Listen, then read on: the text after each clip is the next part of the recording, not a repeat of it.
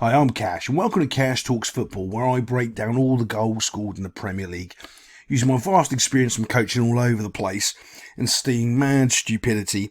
I try to break down the stupidity of the Premier League for you, and hopefully give you some insight. Maybe you want to become a better player, or a better coach, or just not do something stupid like these guys do. So today we're looking at Man United versus against Aston Villa. And it's quite interesting what they're doing here, and I've got to laugh. I've seen this done a number of times, where you just get in players' heads that are weak. You might be a weak player. You might be easily wound up. Don't.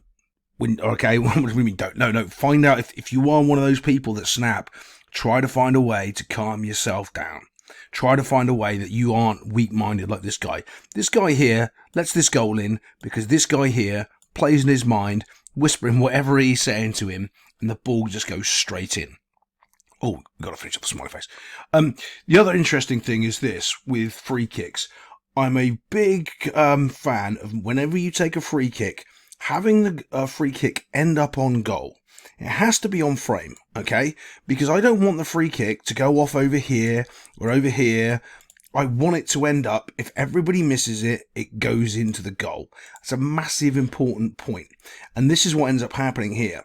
You don't see it very often, okay? We'll have to pause it a little bit because we can't play too much because the Premier League get all antsy about me.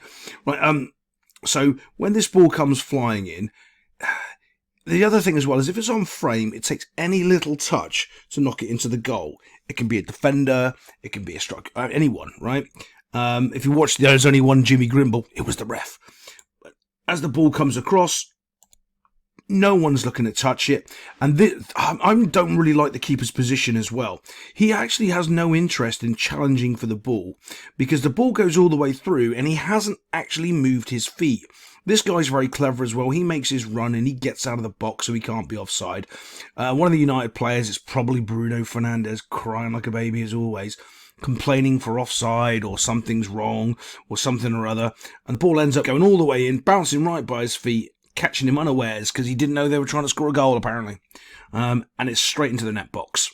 From here, his feet aren't moving, he's not attempting to get to the ball, his hands are by his side, he's watching that ball come down. You're thinking, okay, is he going to react because someone's going to touch it? But if he doesn't have enough time to react because they're so close to him, and the next thing you know, the ball's in the goal. Yeah, United 1-0 down. Let's get on to the next goal. Now we're looking at straight away the goalkeeper making... I don't know if the keeper's making a mistake on this one, but the problem is when you have a keeper making so many errors, he automatically gets the blame whether it's right or wrong. And he's made so many errors, especially in the Champions League this year from the games I've seen. He immediately gets blamed. And the other thing when you're a goalkeeper is you get compared to your predecessor, who was David De Gea. And now, David De Gea, I think he won Player of the Season or the year for the United for quite some time because he was papering over a lot of cracks because he played really well in goal. But as I've been talking, I wonder if you've been watching and seeing like the 5 United players not marking anyone, and all of a sudden, all these unmarked shirts dancing around. Nobody's on the D. If you watch my videos, you'll know what I'm talking about with the D. This is the place you want to stand to score goals or stand to defend because it always ends up running about here. But as we're learning, there's a couple of little fights going on, but we've got some players completely and utterly unmarked. And as the ball comes across here, the keeper again is on his line. He has no intention of coming out to challenge for the ball. The ball's put back across and flicked straight in. Boom. It's that quick. Plum plum. And everybody wants a goalkeeper that comes out and challenges for corners because if he comes out and catches the ball, everybody feels great. But there's another problem, and I don't know if you've already noticed it. Look at how many players don't believe in the goalkeeper. How many players have dropped onto the line to try to save the shot because no one believes he's coming out to get the ball. That's poor. They aren't confident enough to come out and challenge for the ball or do any of this because they automatically know their keeper's not going to. And that is really just a complete lack of confidence for United there. Let's get on to the next goal. So, the way Aston Villa play football against most teams works, but against United, it isn't one of those things that you really want to do because United don't really have a strong back line or a strong midfield. But what they do have is pacey players up front. So when they nick the ball, they can transition on you really fast. And they've got little Rashford's back playing and a couple other little players. And you don't really want to play through their little line up front because they can catch you. They really can. their little striker, who scored his first goal in the Premier League today, I think is Rasmus Højlund. He'll work hard and run around. And the other ones don't work hard and run around until they win the ball. When they win it, they'll go forward. And they brought Christian Eriksen in today. I don't know where he's been. But I don't know if he's been injured or was out of favour. You never know with United. But when this ball gets played in the middle here, you can see what a difficult pass it is to be in the first place. But also, the reason why you don't really want to play United doing this is because they play basic football. What I mean by that is they mark players van v van. Yes, van v van. They have the little vans and drive around. No, man v man, because their system is too complicated for them to understand. So it's very easy for them just to man mark, and that's what they're doing is stopping you transition through the midfield. Now, their wide players don't do it, because even if they were supposed to, they're not going to do it anyway, because why bother play football, right? So as soon as they win this ball here, bosh, this is where United come alive. They don't really come alive trying to win the ball back, but however, in the transition, when they win the ball, this is when their forwards really do come alive. Their front players want to go and score goals. They don't necessarily pass the ball very well, but they do have pace. Now, if you've ever heard me talk about Marcus Rashford, he can do two things. He can run a bit and he can kick a bit. What do we mean by that? Well, he's got pace, he can run a bit, and he can kick a bit, he can score goals.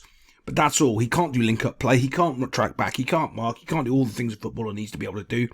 But if you're trying to pass the ball out of the back and you're giving him this much space, he is going to cause you problems at least 3 or 4 times a game.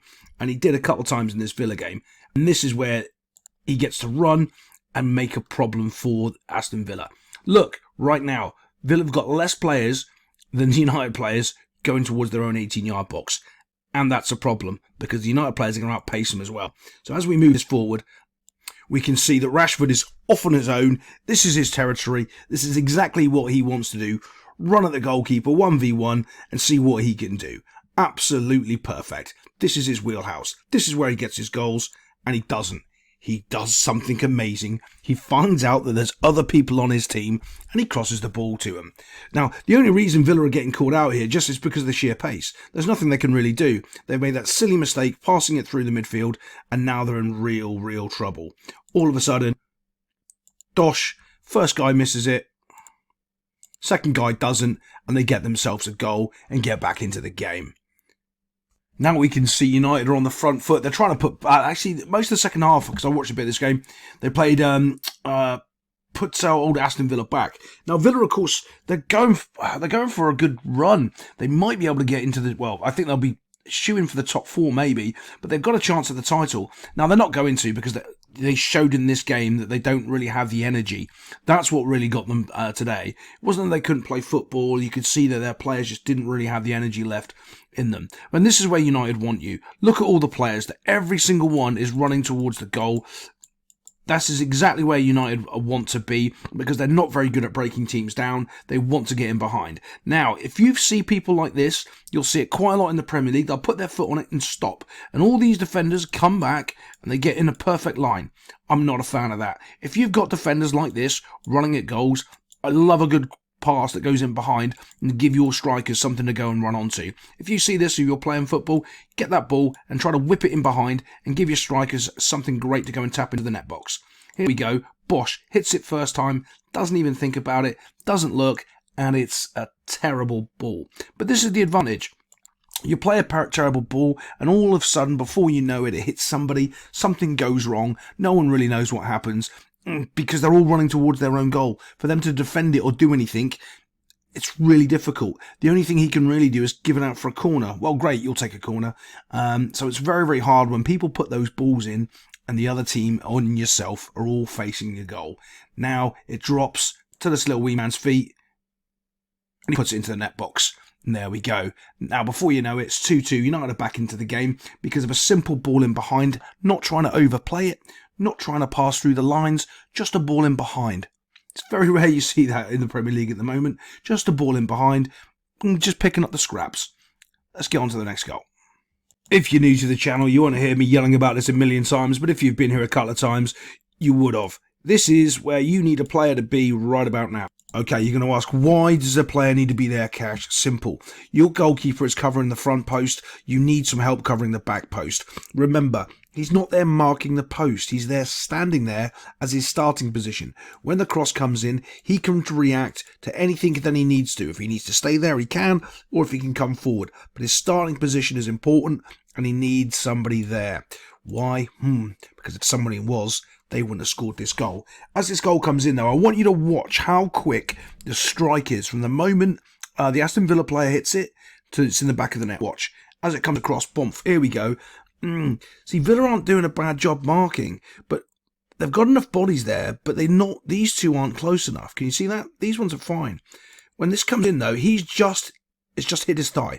And this is a striker. Right here, this is someone who's working on instinct. I know he hasn't scored in the Premier League, but you can tell he's got a finish on him, because right from there, without any hesitation, bosh, straight into the far corner. And that's where if you had your player on your post because your goalkeeper was too far forward, which is fine, he can be on that front post covering it, but if he's on the front post, you need someone covering on the back post for him. You can't have all your Aston Villa players forward and your goalkeeper forward, leaving everything exposed. Regardless of whether or not these guys didn't score, if the corner was good enough, any one of those could have scored it. But this wee man got his finish, got his Premier League goal, and he got off the score sheet. Other than that, guys, I'll see you next time on Cash Talks Football.